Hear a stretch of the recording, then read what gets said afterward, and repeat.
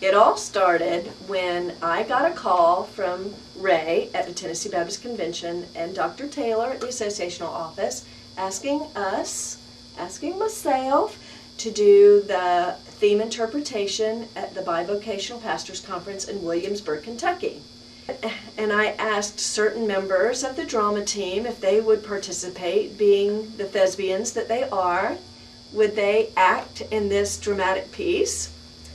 And I got good responses from our folks. And then I asked Tyler if he would do the media presentations. And he said, sure, no problem, I'll get it done. Okay, so I've got to go on this weekend trip with the group. I won't mention any names. And unfortunately, I had to ride in the van with another name I'm not going to mention driving. You would not believe it. I sat in the back seat of the car. I was going over here, I was going over there. Dude could not drive. Dude was going like 80, 90 miles an hour. It's just insane. It's like midnight. We didn't leave till 11 because Tyler was editing video to doing whoever knows what. I mean, sure. I mean, some may say it was my fault. But, I mean, I was tired.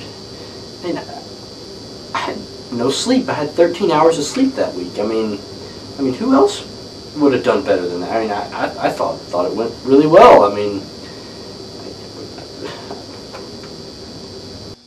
Tyler had to run home to his apartment and finish some of the media. So about 9:30, I decided that I would take my car, Skip and Lilia and myself and Sylvia. We decided to drive up to Williamsburg to get there so Lilia could go to bed. So we head up, and the other guys, that would be Jason, Sam, Joshua, and Tyler, working on the media back in his apartment, would come up just a little bit later. Tyler said it would be any minute. So Tyler's editing video, we left late, it's midnight, I'm in this minivan, thinking I'm about to die. We get there to this chalet in the mountains, and you know what a chalet is? It's a freaking cabin. It's a cabin behind a truck stop. A truck stop! I'm sitting in the cabin and I can hear the trucks idling. And it's a truck stop. I'm in a cabin behind a truck stop. Who's going to vacation in a cabin behind a truck stop? Nobody. Nobody vacations in a cabin behind a truck stop because it's a truck stop. And so, finally, I call the students and they are leaving about 11 o'clock. Well, they head on, they walk into the door of this incredible chalet, cabin, really quite a beautiful place in the mountains. The view was incredible.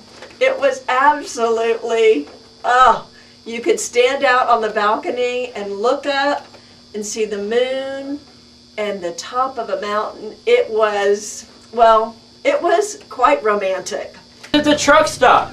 But let's get back to the issue. Here we were.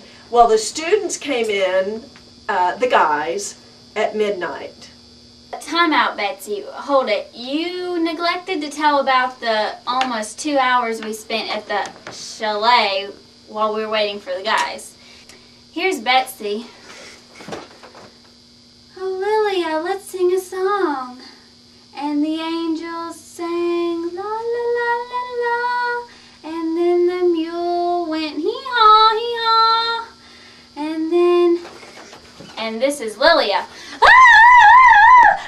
And baba yada yada. And then we have Skip. Eating fig Newtons he bought at the pilot/truck stop station, 50 feet in front of our chalet. Fun times, fun times. So, we get there. We're unloading the van. Guess what?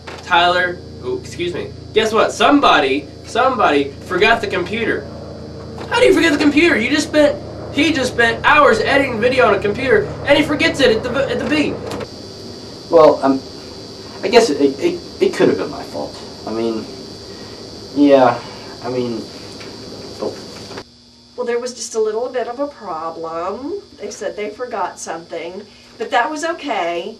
They worked that out and got what they needed. And we rehearsed that night. Well, we read through the scripts that night. And but it really was an incredible weekend. State your name, please. No names, man. I don't want Betsy to find out I'm doing this. Okay, well, tell us your story. All right, so here's the story. So we're gonna leave at 7:30, right? Awesome. We're eating here. All right, great. So we decided we're gonna leave at 7:30. So you know what happens? We gotta wait on Tyler. What? Tyler's coming with us? Who can? I don't want Tyler coming. Who's this jerk coming with us? He's not in drama. Blah, blah, blah, blah, blah, blah, blah, blah. So he's doing a video. Whoop-dee-doo. All right, so now we've got to wait on Tyler. When's Tyler going to get done? Oh, it'll take him about an hour, right? 8:30 rolls around. Hey, where's Tyler? Oh, he called. It's going to be about another half hour. All right, whatever. So we're going to leave at 9. All right, everybody go ahead and get your stuff in the car. We're going to get out of here at 9. No, Tyler, we still got to wait another 15 minutes on Tyler. He's not quite done yet. Don't know why. Blah, blah, blah, blah, blah, blah, blah, blah. We finally get there. It's a little after midnight. We're all tired. And so Tyler says, hey, hand me the case. I'm like, all right, here it is. You know what's in it? The projector. So he says, no, where's the laptop case, the one with the video in it? I say, the one with the video that you just spent 3.5 hours making us late to get up here at midnight on? He said, yes, that one. I said, I don't see a case. This is the only one we've got. He says, well, great. So we scavenge the car real quick. Guess what? It's not there. Okay. Maybe it was my fault. But I mean, Betsy and Sam and Pisani kept driving. I mean, come on. I mean, who? Well, okay, it was my fault.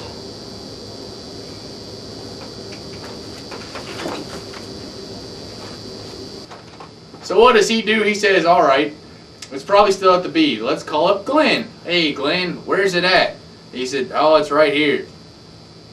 So he says, well, why don't you come on up and we'll let you spend the night and everything and bring it with you. It'll take about an hour and you can go back home in the morning. So I was on my way to bed and I get this call. Strange person. This idiot calls me at 12:30 at night and says, Glenn, are you awake? And I said, well, I am now, but anyway. So he says, have you seen the laptop? And I said, well, I can go look. And lo and behold, the guy who has all of the details always finally sewed up, forgets the most important detail of all. And then he has the gall of putting me on speakerphone of all things. And I hear the ramblings of everyone in the room, and they're delirious. They finally say, can you come bring it to us? The frickin' idiots. We decided we're going to meet him at halfway. I go down there with Joshua. Glenn comes up with Rob. Rob tries to keep Glenn awake. Talk about irony. Oh, and by the way, Rob couldn't be here, but he sends this message. So we finally get it. It's about 2 o'clock. We eat. We get back. It's about 3 o'clock when we finally get to bed. Let me tell you, this film had better be worth it.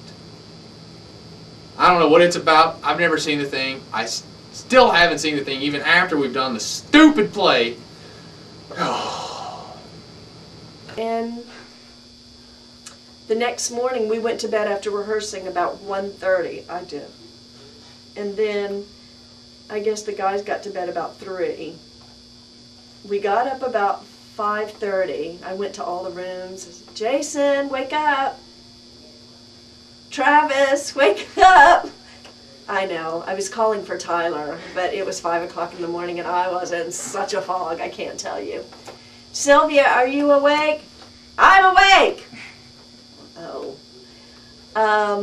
Sam was a groggy. Joshua was the worst. He was a foggy kind of guy. Foggy? Of course I was foggy. It was 6 a.m., woman. But anyway, we got over there and snuck some coffee and some orange juice, and it couldn't have gone any better. It was a theme mwah. It was fabulous. So we go and perform at this old person conference. The whole time I'm standing there, I'm getting mean, evil looks from these old people because they're bivocational pastors and they're better than me. I don't know, whatever. So we performed, and it wasn't the best performance I've ever done, but you know, I did my best. I had to change costumes 3 times. I had to go from being an old guy to being in a suit to being an old guy. You know how much time I had for costume change? Oh, about 5 seconds apiece. Didn't happen. I can't tell you all of the things that went on. It was just thespianism at its best. The media worked wonderfully. It was a great weekend. I know that it will go down in the memories of these students as one of the best weekend experiences of their lives. Thespianism? What the heck is thespianism? I'm not a thespian, you're a thespian! Good grief, I can't take it anymore! But it really was an incredible weekend.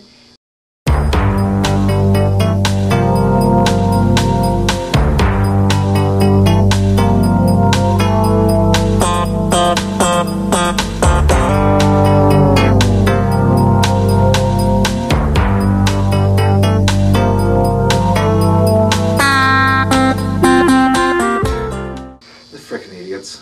Blah, blah, blah, blah, blah, blah, blah, blah.